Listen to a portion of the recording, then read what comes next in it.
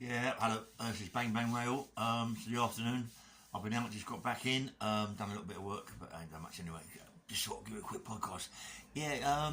Yesterday, well, not yesterday, for yesterday, I had a phone call from a very good mate of mine, Kevin Paddock. I don't know if anybody knows Kevin Paddock. Good fighter, middleweight. Me and him fought. I think I was trying to work out what it was. He said it was Dagenham or some Ilford.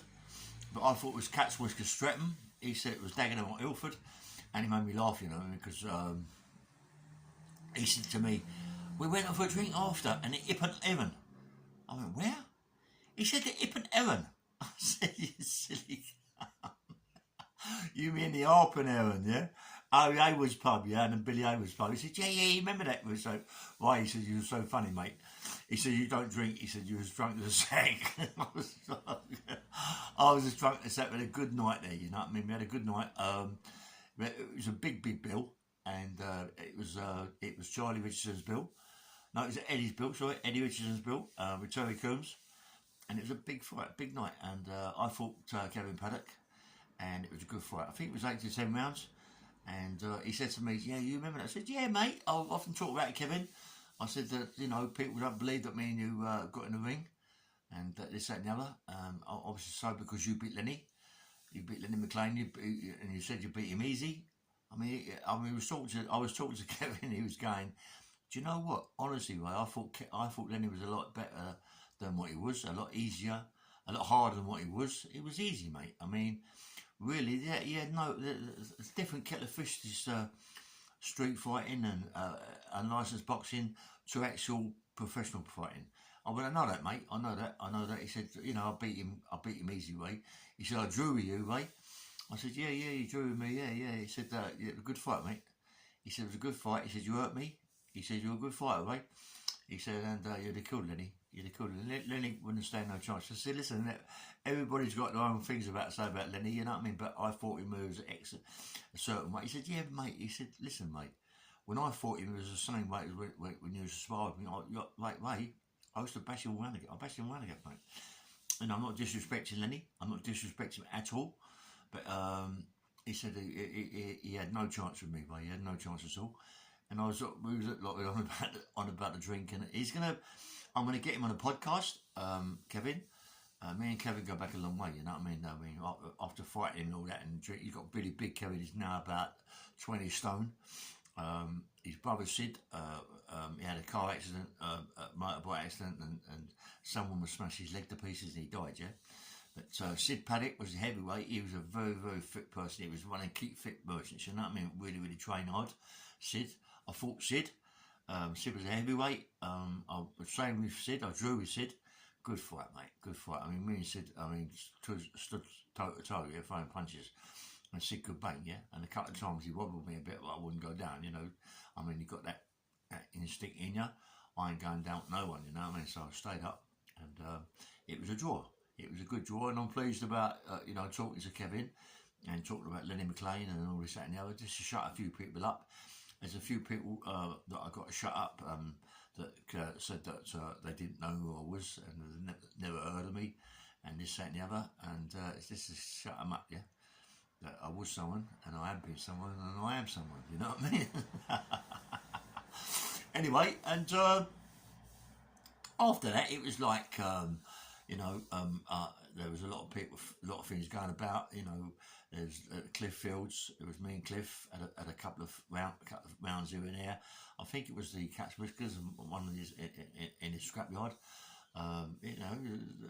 Good fights, mate. Good fight. I don't lie about nothing. I ain't lying to you about nothing. Why should I lie? You know what I mean? I might make myself off.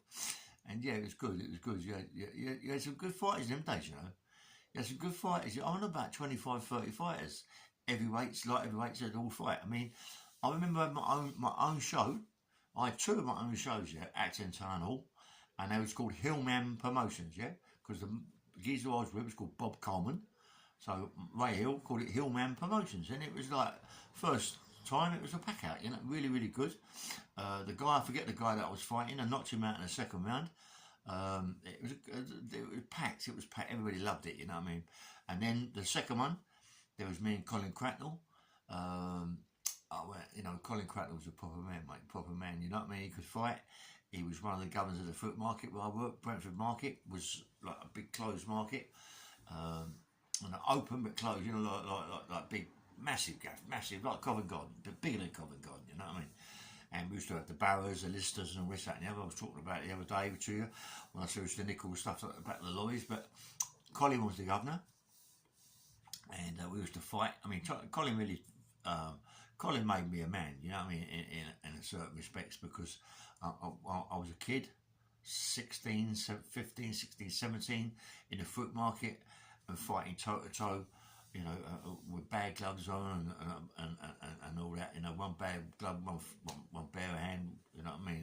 And then I learned a lot as well. So I was getting hurt. I was getting fucking smashed about. My eyes were all puffed up, my ears and my cheeks and my teeth, my gums. Listen, that's part of it. You know what I mean? That's part of it. You know, harden yourself up, make a man of yourself. And we used to fight. I mean, you used to get the greengrocers like in a circle, and we used to fight toe to toe. You know what I mean?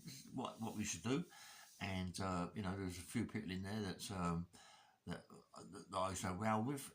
You know, like toe to toe, and I got a good name in the market. I was only a kid, but I was running around the market like a big boy. I was with Colin, got on Colin's firm, and you know, you got your bib, you got your big bib, and all that. You bouncing about with Dr. Martens on and your turning up trousers, you know what I mean, and you know, good physique, all had good bodies in that market, mate. No one, I don't know one who was a fat fucker, you know what I mean. Everyone was like trimmed up, and when the summertime came and took their shirts off and all that, mate, it was trimmed up. I mean, it was a proper place, you know, and people was driving around. I mean, like Christmas, you know, you'd have all the travellers there doing the trees, like Johnny Frankham, good fighter, Johnny Frankham.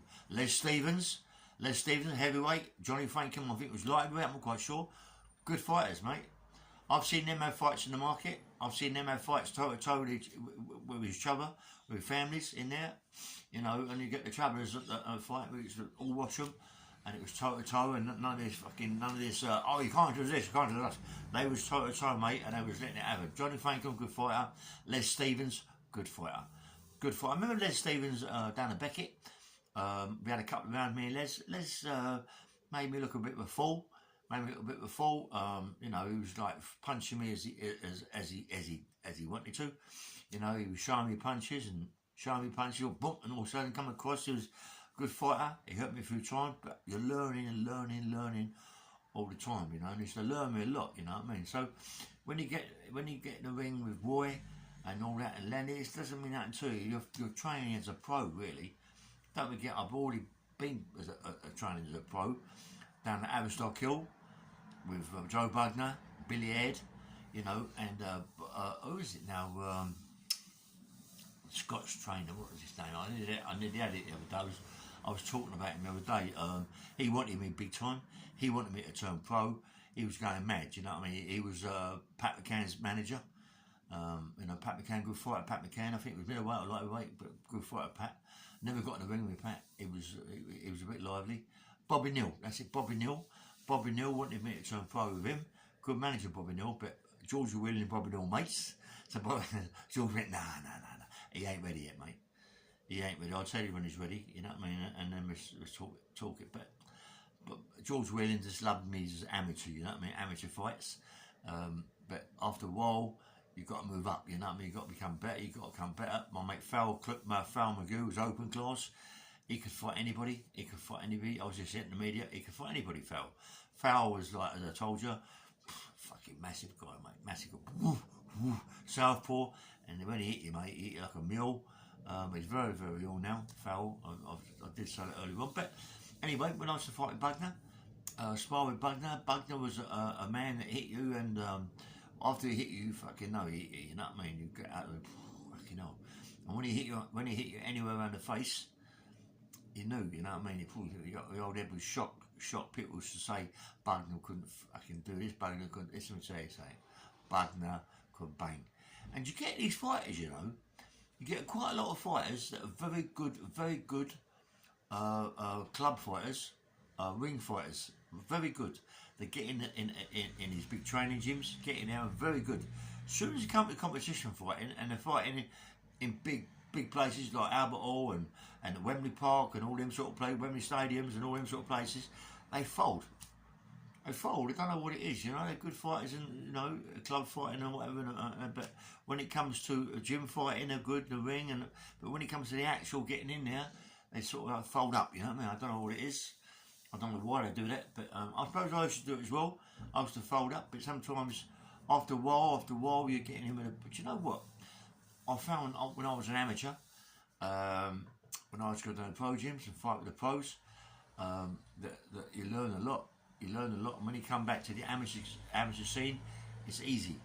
It's crazy. I mean, there's a guy called Howard James. I think I've already mentioned Howard James before. A black guy. He used to fight with George Foreman. He was George Foreman's sparring partner. Good pro. Howard James. Come over to this country. Changed everything and bits and pieces. His name wasn't Howard James. It was something else. He changed fight as an amateur, but he was a good professional in the States. I never got to know his name, but good pro, bald head, bang, mate, good bang, fucking hell. He was bowling everybody over in the amateur scenes. He wanted to turn pro, but he wanted to show people who he was at first. And me and him, it had to be me and him was going to fight. There's no way we were not going to fight, you know, because I was up and coming anyway. And I got him with Howard James, and it lasted 2 rounds. Howard James hit me on the eye. You know, boy, he could fucking punch me. I felt it straight away. As he hit me, cut me, split my eye.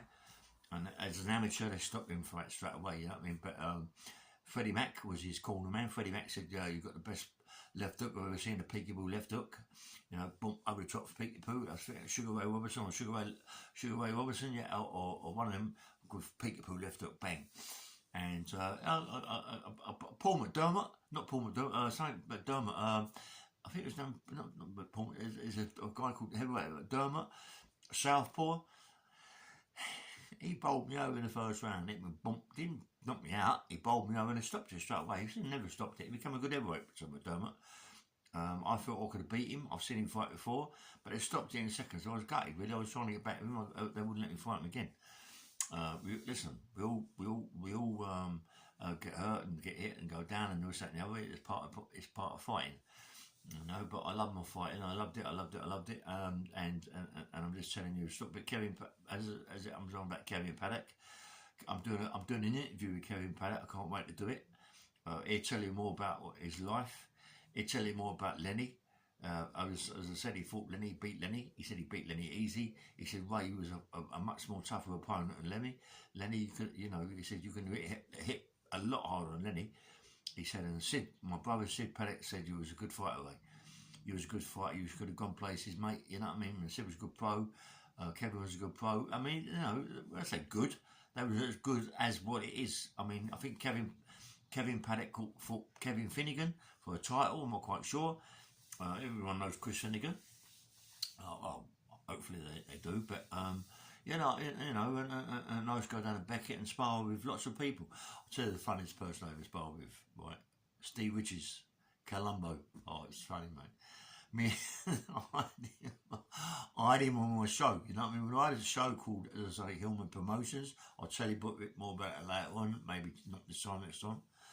But I got in the room with Steve, and Steve was like. He goes Aikido and Kendo and all that fucking thing, moves, whatever, all that sort of thing.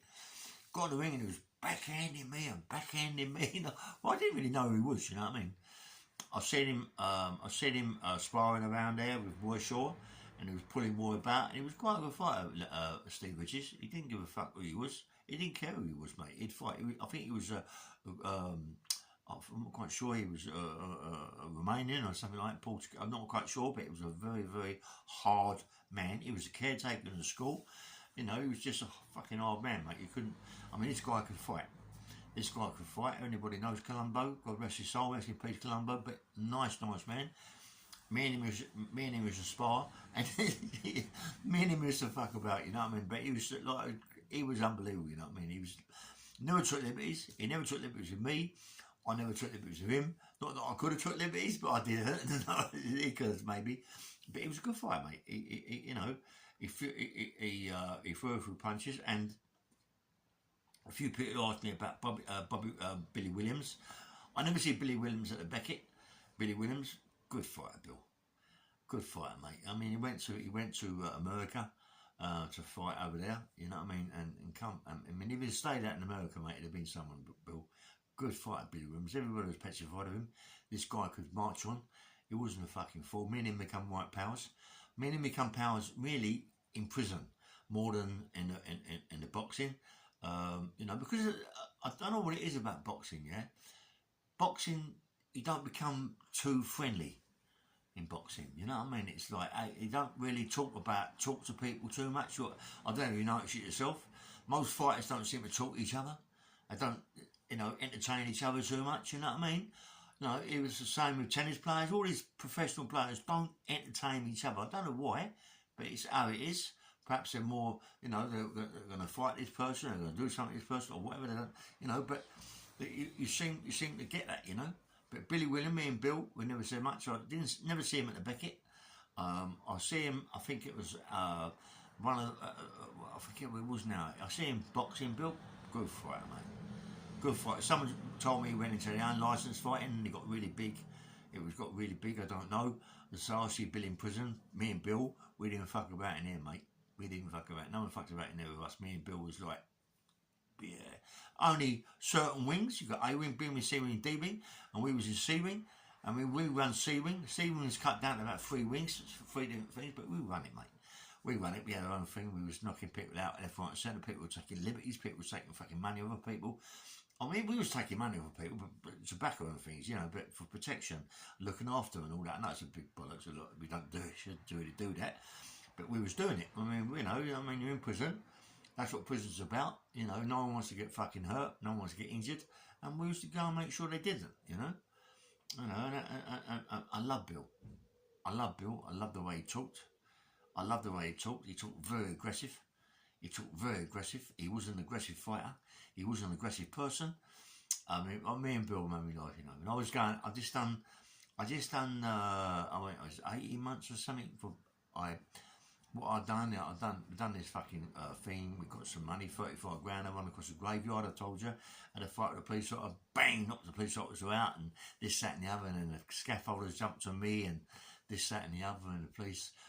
And they give me 6 months or 18 months for that. And I went to Wandsworth, and me and Bill, I met Bill in there, and we become white powers, this, that, and the other. And the day that I was getting released, Bill was in the same cubicle as me, and I had this belt, yeah? I had this belt. Mickey Gooch gave me this belt. Fuck those. I mean, anything that Mickey Gooch gives you, let me tell you something, right? Anything Mickey Gooch gives you, 2 grand, 3 grand, 4 grand, 10 grand, 8 grand. He gives you something, not belts, but jackets and things. He gives you, he don't fuck about, mate. Everything he gets is a lot of money, you know what I mean? Anything, shoes. He had Patrick Cox shoes, like, coming out of nowhere. He loved the Patrick Cox. Loved Patrick Cox's. But he'd given this belt, Mickey Gooch, and I'd give it, it was a silver.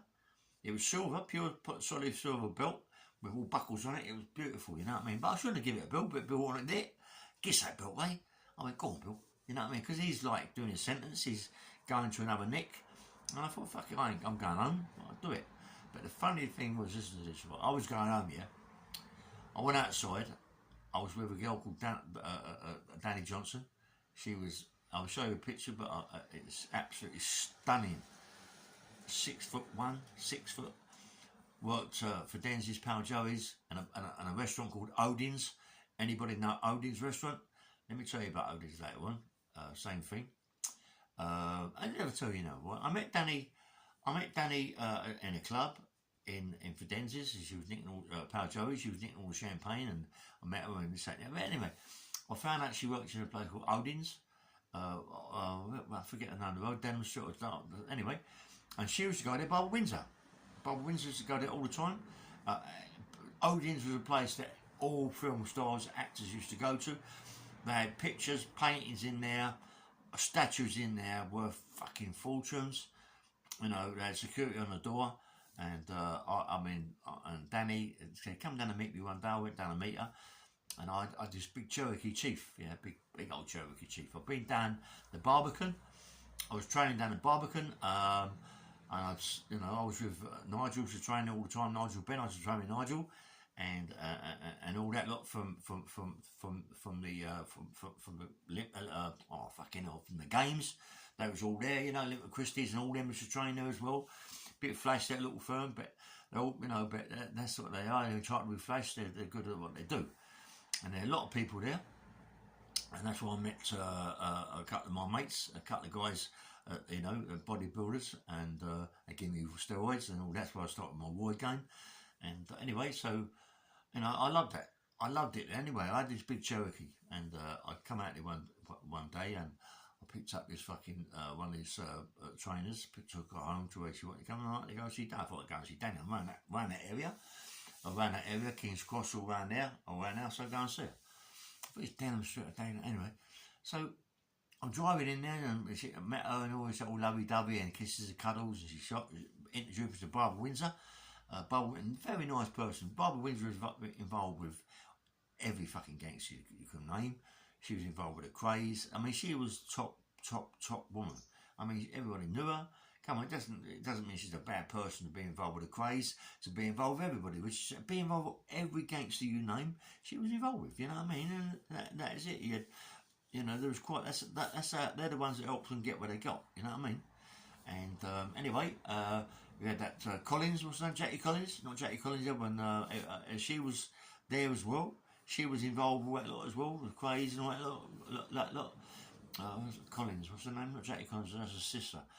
Anyway, but yeah, she was in there as well with Danny, and there was all Danny was a waitress in there, but they was all sitting down eating. And I walked in, like big as anything, just come out of the gym, and Danny said, "I'll see you later." Anyway, I was driving home. I had this big fucking Cherokee, massive fucking Cherokee, got big bumpers at the side, big American thing, fucking like a tank. I'm coming around the corner. This people tried to cut me out a bit. Took the whole fucking side of the motor off. There we go. Pulled into the garage. They pulled into the garage. Two of them got out. You fucking wanker. There was I don't know, it was Turkish, Greek, or whatever there was. They was giving me grief, giving me a fucking lot of grief. One pulled out a knife. I thought, here we go. Went bang. I hit the one with the knife because he had to go. He had to be the first one to go. Knocked his spark out. The second one, I got about 15 stitches in my hand. 15 stitches. He picked up this glass bottle thing and smashed it, and instead of hitting him like the glass bottle, it smashed my hand to pieces. But I come back and I've done him bad. I bashed him up a bit. I was smashed to pieces. There was DNA everywhere in my blood. The police. I don't think the police were called. These people pulled knives out of me in bits and pieces, so it didn't go nowhere. I drove back to Danny. Danny said, "Fucking hell, mate, you've got to stay your hand." And I'd done all my tendons. I thought, fucking hell, go to the hospital, get them all sorted out. And I was in a bad way, in a really, really bad way, but that's what it's about, isn't it? You know what I mean? People take the piss, and therefore you've got to fucking let them know the governor is, you know what I mean? That's what it's about. And the most important part of it, mate, respect. Respect. You've got to give people respect as it comes, you know what I mean? Listen, there's a couple of people on this podcast, right, that I would respect them, but they're wankers. They're complete and out plonkers. I ain't saying their names because it's stopped now, yeah? But there are wankers. They're plonkers. They ain't going to go no fucking where. They're just mugs, yeah? And I ain't saying their names no more, but all I want is to meet Kevin do the podcast and let these people know what it's all about.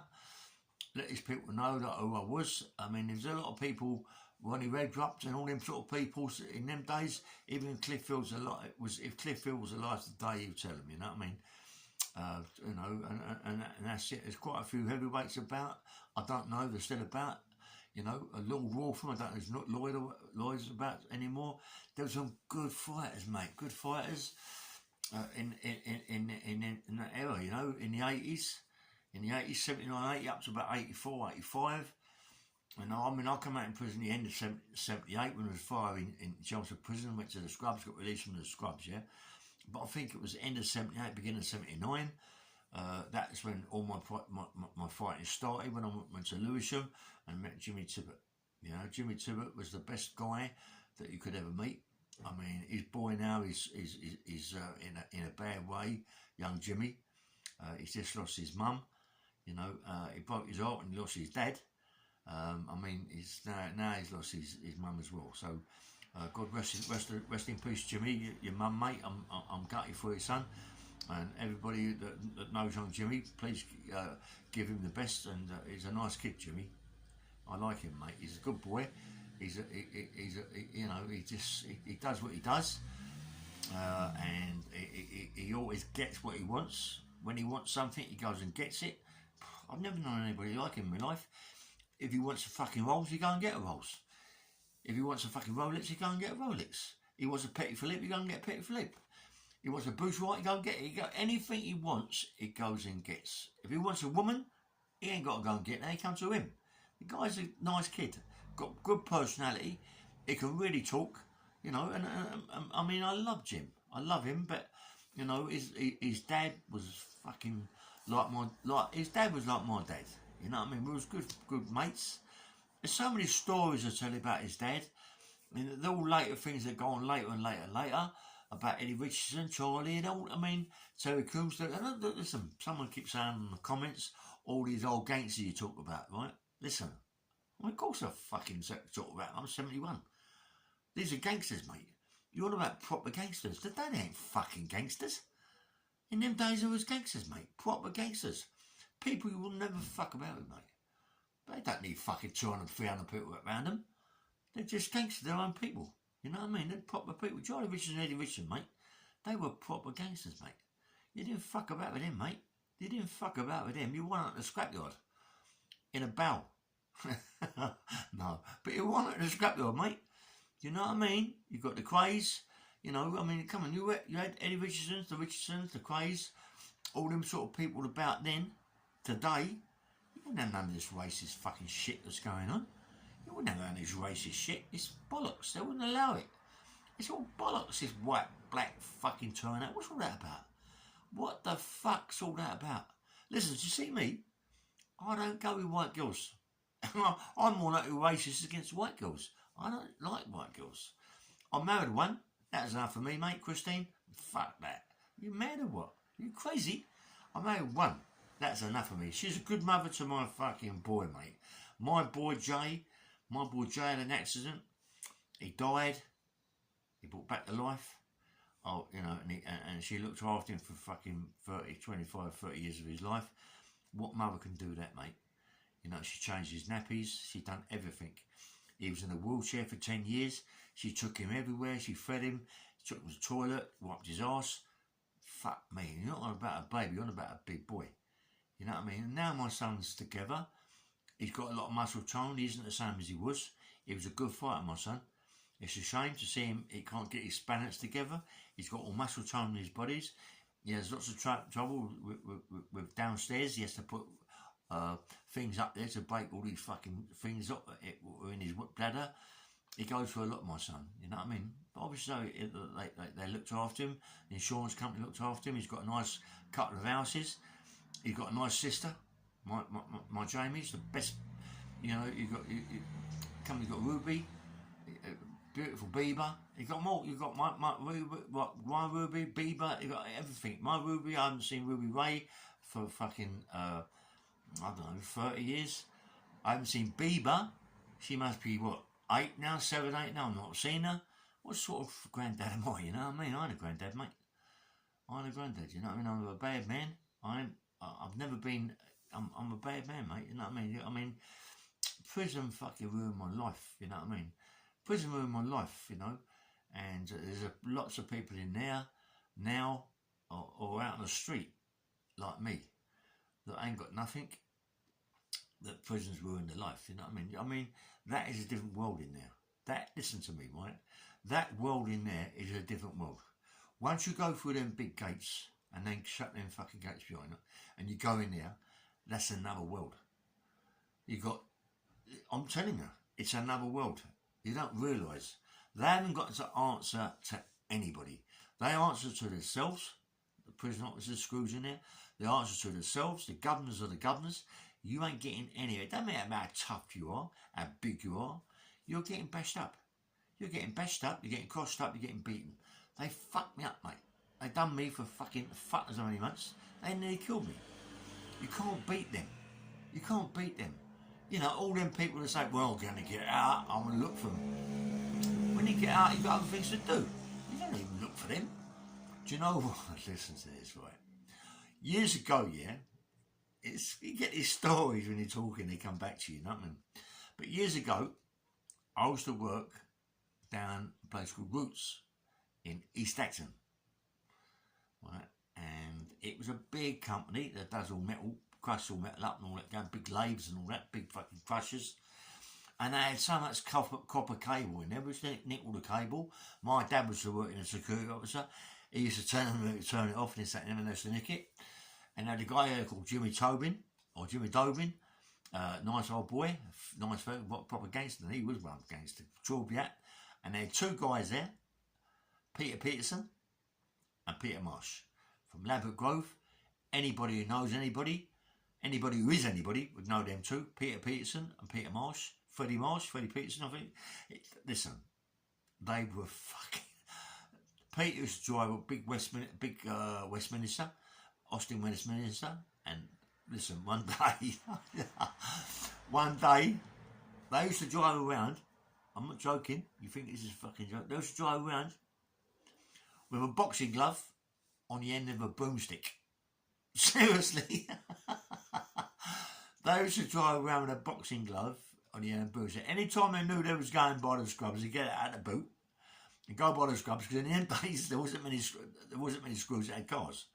And the ones that did have cars were at it, you know what I mean? But the ones that didn't, they had bikes. And I remember one day we come past there. And Freddie Peterson, put the boxing glove on, had it on the broomstick and bang, hit a screw, knocked him flying. I thought, fucking hell, Peter, he'll kill you when you go in there, you know what I mean? But they ain't gonna know, are they, you know what I mean? But, you know, screws in them days, let me tell you something, right? Screws in the 60s and the 70s, right, with different kettle of fish. All ex-MPs, big, powerful men. That, listen, they would take their hats off, mate, and go in the cell and have a row with you. There was a few in there that go in the cell and have a row with you. If you bashed them up, They wouldn't come back in the cell 4-handed, 5-handed. They come back in the cell 10-handed. Listen to me, right? Let me tell you something, right? I see a few people in there go in with a fucking screw gun with him and have a fight. Have a proper fight, and the screw come out, put his hat on and fuck off. And it'd be forgot about. You know what I mean? What's happened today? Today, 10-handed, liquid cross you, bash you up, you're aware what's going on, and just smash it to pieces. Put it down the block, liquid cross you every day, you crying your eyes out, you want to fucking get that way, you can't. This is what I'm saying. Prison is a different world. It's a different world. Remember, your kids, your daughter, your son, who are in prison, don't just go, oh, they phone me up, they're okay, they send me VOs, they're okay. It's a different world in there. Day by day, it can change. It can change day by day, changing, you know. They say the corona in there is fucking, you know, but you got to remember, you know, corona in prison is really, really bad, because they say they bang them up. So what? In prison, I couldn't mean prison. In prison, the fucking pipe, the heating pipe, and the air goes on along the fucking prison, goes along the wings, you know, and it stops on each wing. The pipe goes in, so therefore all the oxygen and all the air goes into them all the time. It's moved around the neck, so everybody's getting it. Everybody's getting it in prison. Do you know what I mean? It's not a good thing. It's not a good thing, but, you know, if you go in there, that's what it's all about. You've got to expect them sort of things, you know what I mean? Prison's a bad place. Prison's in a bad place. You got kids, listen, you got kids that fucking out there, yeah? You know what I mean? They don't realise. It's different today. And I mean, kids are fucking crazy today. You know, they think sticking a knife in someone is part and part of it. But now you've got to realise you're sticking a knife in someone, you could kill them. If you don't kill them, you're maiming them. You're maiming them, you go in prison 14 years. 14 years don't sound long, is it? 14 years is nothing. But 14 years, mate, is a lifetime. It's a lifetime of you stab someone, and when you get in there, you're getting fucked up the arse. Sorry about the way I'm talking, but that's what happens. This is what happens. You're either sucking their cock and getting fucked up. If you're like that way inclined, mate, you're in trouble. You're in trouble. Because I remember in 1976, I was in Albany, and there was people coming in there. It was a recession then. Bad recession. There was no money about. No one was earning any money. Kids in there, mate. People out here had no money to give their wives and give their kids. So what they do? Go on the pavement, start doing. I was easy in them days, but they're still getting caught because it isn't in them. It isn't in them. They just wanted some money to feed their kids. These judges have got no feelings. Why they got no feelings? Well, the reason they got no feelings is because they're never loved. They're never loved from day one. From day one.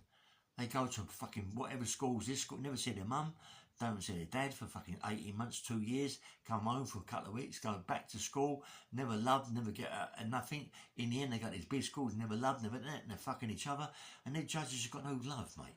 They don't care. They don't care about you. The government don't care. It's all the same. The government is the same. You've got to remember they've gone all through that stage of their life, but they've been shaken up the arse and everything. Come on. You know what I mean? I don't mean to say that in a nasty way, but it's true. You know, and this is what goes on in life, yeah?